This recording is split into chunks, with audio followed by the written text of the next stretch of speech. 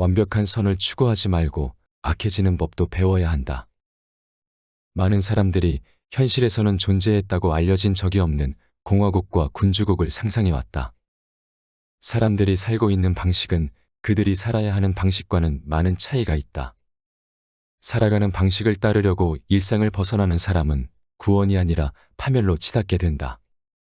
그 이유는 모든 면에서 완벽한 선을 추구하는 사람은 악한 사람들 속에서 파멸하기 쉽기 때문이다.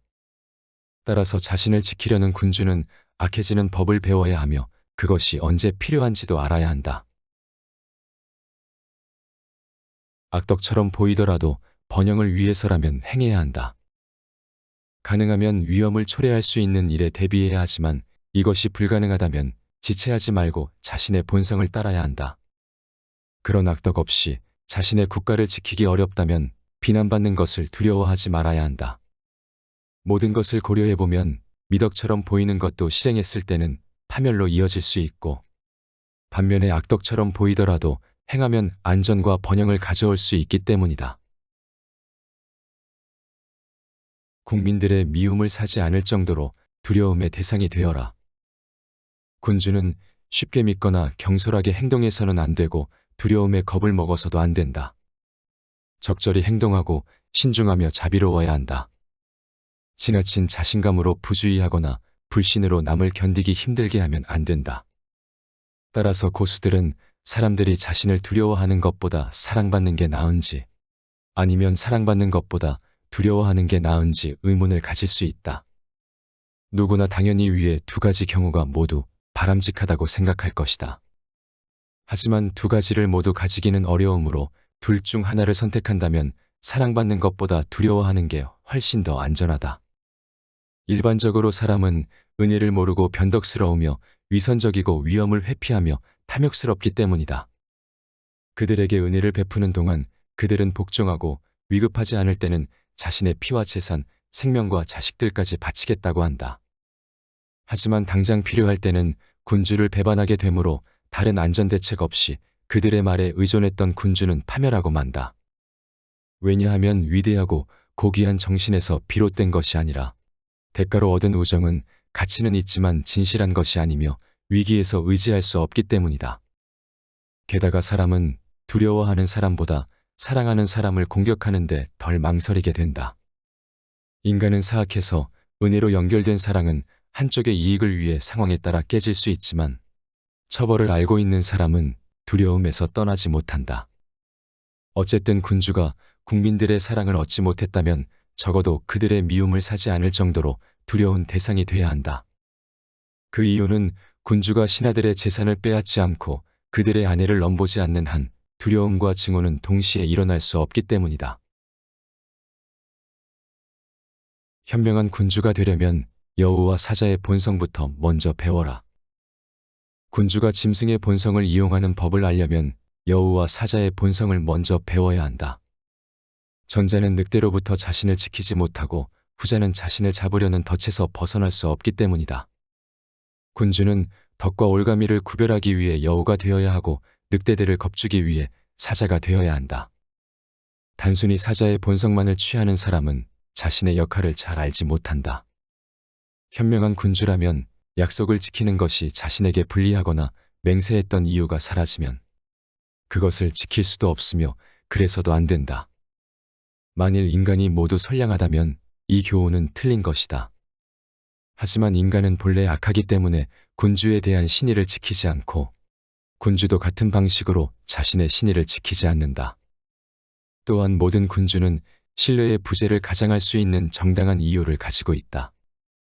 여기에 대해서는 최근에 많은 사례를 들 수 있다. 그리고 군주의 신의가 사라지면서 얼마나 많은 평화 조약과 약속이 무효 처리됐는지 잘 보여준다. 또 여우의 역할을 가장 잘 알고 있는 자가 가장 큰 성공을 거두어 왔다. 하지만 군주는 이러한 성질을 어떻게 감추고 가장 위선적이고 가식적일 수 있는지 알아야 한다. 사람은 단순하고 즉각적인 필요에 의해 복종하기 때문에 속이는 자는 속기 쉬운 사람을 쉽게 찾는다. 책임이 따르는 문제는 위임하고 은혜를 베푸는 일은 직접 맡아라. 군주는 책임이 따르는 문제는 다른 사람에게 맡겨야 하고 은혜를 베푸는 일만 자신이 맡아야 한다. 다시 말하건대 군주는 귀족들을 존중하고 배려해야 하지만 그 때문에 국민들에게 미움을 사서는 안 된다. 신하들의 결속을 위해서라면 잔인하다는 평에 신경 쓰지 마라. 군주는 신하들의 결속과 충성을 위해 잔인하다는 평에 신경 써서는 안 된다. 지나친 관대함으로 무질서해지고 약탈과 살인이 발생하는 것보다 때때로 엄격한 것이 더 자비롭게 보일 것이다. 왜냐하면 전자의 경우는 전체 사회에 피해를 주지만 군주의 엄한 행동은 몇몇 개인들에게만 해를 미치기 때문이다. 그리고 무엇보다 세군주의 국가는 위험에 많이 노출되어 있기 때문에 그 과정에서 잔인하다는 평을 면하기 어렵다. 개혁을 원한다면 애원이 아닌 자신의 힘에 의존해야 한다. 새로운 질서에 반대하는 자들은 공격할 기회가 있을 때마다 열성당원의 열정으로 달려든다. 그러나 그 대상은 무기력하게 방어할 뿐이다. 따라서 그들에게 의지하는 것은 위험하다. 이런 주제를 철저하게 논의하려면 개혁자들이 의지하는 대상이 자기 자신인지 제3자인지를 알아봐야 한다. 즉 계획을 수행하기 위해 애원에 호소하는가 무력으로 성취하는가 하는 문제다. 전자는 항상 실패했다. 그 어떤 것도 얻지 못했다. 개혁을 위해 자신의 힘에만 의존할 때 위험을 겪지 않는다. 손에 무기를 쥐고 나타난 선각자들은 성공했다. 그러나 빈손이었던 자들은 실패했다. 한편 인간의 성향은 변덕스러워 그들을 설득하기는 쉬우나 신념을 유지하게 만들기란 어렵다. 선각자는 더 이상 신뢰하지 않는 사람들을 강제로라도 믿게 해야 한다. 강경 조치는 매일같이 반복하지 말고 한 번에 강력하게 실행하라. 한 나라를 차지할 경우 정복자는 필요한 강경 조치를 취해야 하는데 한 번에 강력하게 실행하되 매일같이 반복해서는 안 된다. 이렇게 반복을 피함으로써 원주민의 지지를 얻고 은혜를 베풀어 그들의 마음을 사야 한다. 잘못된 조언에 따라 어리석게 행동하는 군주는 국민의 복종을 기대할 수 없으며 그런 실정이 계속된다면 국민도 그를 신뢰할 수 없다. 모든 가혹행위는 한 번에 끝내야 한다. 그래야만 덜 고통스럽고 반감을 일으키지 않는다.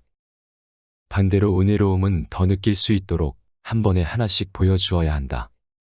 무엇보다 군주는 좋든 나쁘든 어떤 상황에서든지 백성을 생각하는 마음이 변함없어야 한다.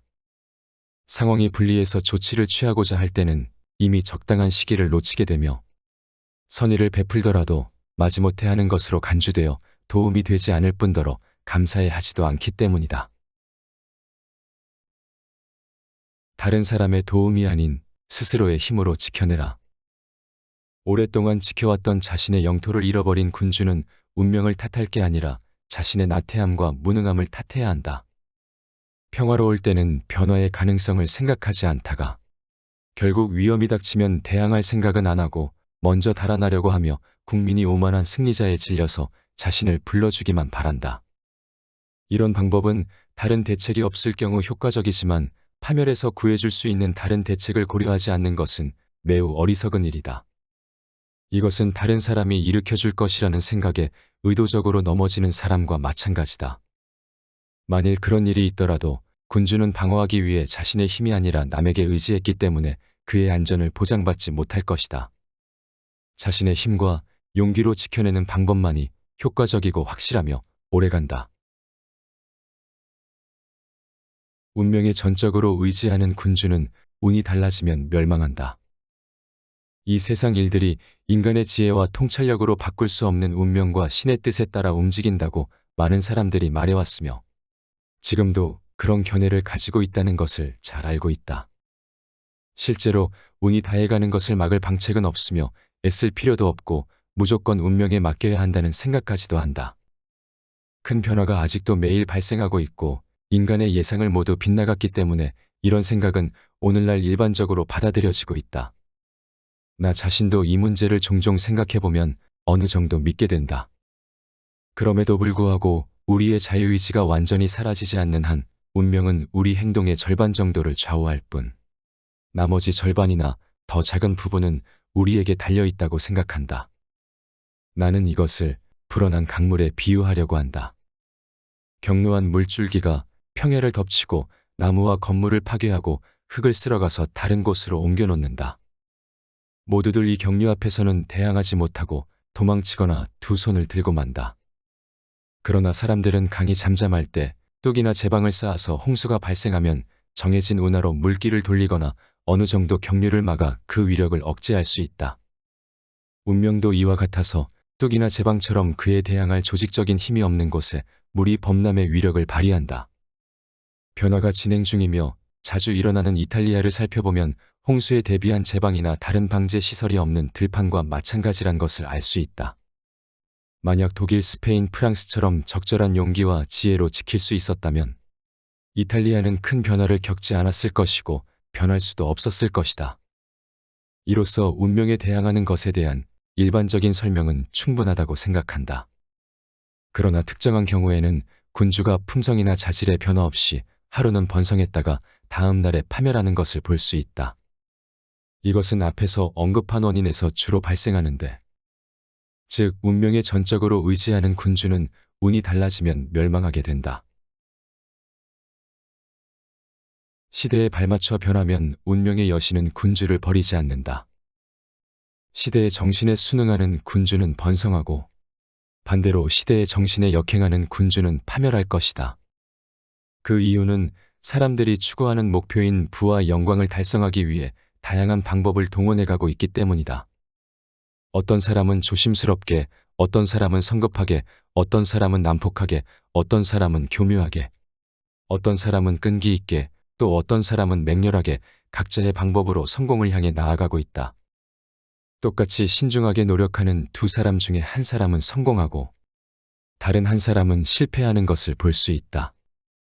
그리고 신중한 사람과 성급한 사람이 완전히 다른 방법으로 똑같이 성공하는 경우도 볼 수 있다.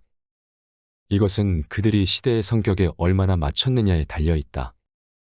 따라서 앞에서 말한 것처럼 완전히 다르게 행동한 두 사람은 같은 결과를 얻고 반면에 같은 방식으로 행동한 다른 두 사람 중에 한 명만이 목표를 이루게 된다.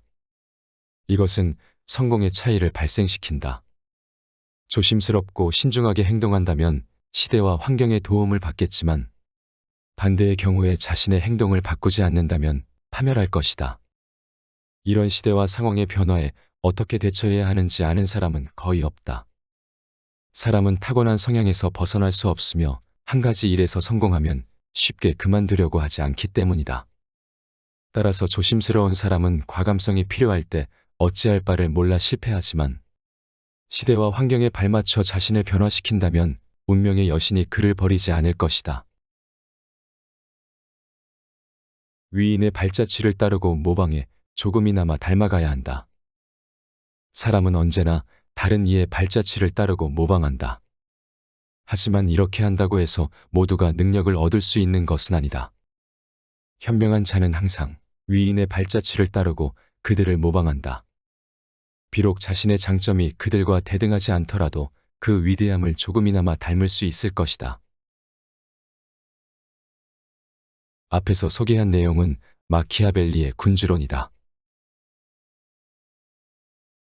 마키아벨리의 군주론은 강력한 국가 건설을 위해 군주가 갖춰야 할 덕목에 대해 서술한 책이다. 그런데 내용을 살펴보면 독재자의 권모술수를 옹호하는 것처럼 보인다. 그는 왜 그렇게 말했을까? 그 이유를 알기 위해서는 마키아벨리가 활동하던 시대 상황을 알아야 한다. 사상은 시대의 산물이기 때문이다. 15세기 이탈리아에는 르네상스의 물결이 휩쓸고 있었다. 르네상스는 인간성 해방을 위한 문화혁신운동을 말한다. 신중심의 사상과 봉건제도로 개인의 창조성을 억압하던 중세에서 벗어나 문화의 절정기였던 그리스 로마 시대로 돌아가자는 것이다. 레오나르도 다빈치, 미켈란젤로, 라파엘로 산치오 등도 이때 활동하였다. 르네상스의 물결은 학문, 기술, 예술 등 모든 생활 영역으로 퍼져나갔다. 하지만 이러한 르네상스와는 별개로 마키아벨리의 조국 피렌체는 정치적으로 매우 혼란했다. 당시 이탈리아는 정치적으로 독립된 5개의 세력으로 분열되어 있었기 때문이다. 그뿐만이 아니었다. 대외적으로는 스페인이나 신성로마 제국 등 유럽의 강대국들이 이탈리아를 정복하기 위해 끊임없이 침략하였다. 당시 외교관이었던 마키아벨리는 주변 국가와 도시들을 방문하며 조국 피렌체를 지키고자 했다. 이러한 혼란과 분열의 시대 상황 속에서 마키아벨리는 완전한 이탈리아의 통일을 꿈꾸었고, 그러기 위해서는 강력한 국가를 건설하는 것이 필요하다고 보았다. 따라서 어떠한 수단과 비도덕적인 행위라도 결과적으로 강력한 국가 건설에 이바지한다면 그것은 괜찮다는 것이다. 이처럼 마키아벨리의 주장은 충격적이었지만 그의 주장 뒤에는 특수한 시대 배경이 있었다. 중세는 신이 중심인 시대였다. 따라서 정치라는 것도 신의 뜻을 경건하게 받들어 지상에서 신의 왕국을 실현하는 일이었으며, 정치 사상은 종교와 도덕으로부터 자유로울 수 없었다. 하지만 마키아벨리는 냉철한 현실인식을 바탕으로 정치를 종교와 도덕으로부터 분리시켰으며, 정치란 국가를 잘 운영하고 유지하는 능력이라고 생각했다. 이처럼 그의 사상이 철저하게 현실 정치에 기반을 두게 된 데에는 10여 년간 피렌체의 외교관으로서 당시 이탈리아의 냉혹한 현실을 직접 겪었기 때문이다. 따라서 정치를 더 이상 도덕과 같은 전통적 방식으로 논의할 수 없으며, 정치는 도덕의 문제가 아니라 힘의 문제라고 생각했다. 마키아벨리가 최초로 정치를 종교와 도덕으로부터 분리하였기 때문에 그를 근대 정치의 시작으로 보기도 한다. 그렇다면 마키아벨리가 군주론에서 말하고자 하는 바는 무엇일까? 마키아벨리는 갑작스런 정치 변동에 대한 적절한 대응을 가장 훌륭한 정치적 능력이라고 생각했다. 정치적인 사건은 자연법칙처럼 발생하는 것이 아니라 항상 우연한 사건들에서 비롯된다고 생각했기 때문이다. 우연한 정치적인 사건들에 대해 적절히 대처하는 능력이 바로 마키아벨리가 강조하는 비르투다. 비르투와 포르투나에 대해서도 알아보자. 비르투란 인간이 상황을 파악하고 과감히 행동함으로써 운명을 제어하는 능력이다. 포르투나는 초자연적인 힘, 운명 등을 의미한다. 당시 사람들은 주어진 운명을 그대로 받아들였다. 하지만 마키아벨리는 포르투나가 운명의 절반을 결정한다 해도 나머지 반은 우리의 비르투에 달려있기 때문에 운명에 굴복하지 말고 운명의 여신을 정복하기 위해 최선을 다해 싸우라는 것이다. 군주론에서 마키아벨리는 인간의 본성이 약하고 이기적이며 변덕스럽다고 생각했다. 따라서 군주는 이런 인간의 본성에 맞게 통치해야 하며 민중을 대할 때 진실하면 안 된다는 것이다.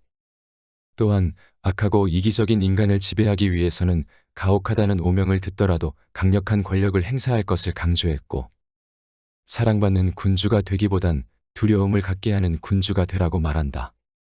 국가의 보존과 존속을 위해서는 군주는 도덕적 악을 회피하는 것이 아니라 적극적으로 악덕을 행해야 한다는 것이다. 하지만 마키아벨리는 사악한 수단으로 얻은 권력은 오래가지 못하며 사악한 수단을 사용할 경우 한꺼번에 몰아서 사용하라고 말한다. 또한 도덕적인 행동이 더 많은 지지를 얻을 수 있다면 정치적 상황에 따라 자비, 관용 등 도덕심을 지니고 있는 것처럼 연기할 필요도 있다고 했다. 정리하면 군주는 국가의 보존과 유지를 위해 악뿐만 아니라 선도 동시에 적절히 사용할 줄 알아야 한다는 것이다. 앞의 내용들을 살펴보면 마키아벨리는 군주를 위해 글을 쓴 것 같다. 하지만 루소는 마키아벨리가 겉으로 보기에만 군주를 가르치는 척했다는 것이다. 사실은 민중들에게 군주란 원래 이런 존재라는 사실을 일깨워주면서 더 이상 당하고만 살지 말라는 것이다. 그래서 루소는 군주론을 공화주의자의 교과서라고 칭송하기도 한다. 또한 프랜시스 베이컨은 우리는 인간이 해야 할 일이 아니라 인간이 하고 있는 일을 숨김없이 밝혀낸 마키아벨리 같은 저술가들에게 크나큰 신세를 졌다고 말한다. 현실에 대해 냉철한 관찰과 분석을 가하고 또한 그것을 가차없이 표현한 마키아벨리. 그의 메시지는 오늘날을 살아가는 우리에게도 여전히 유효하다.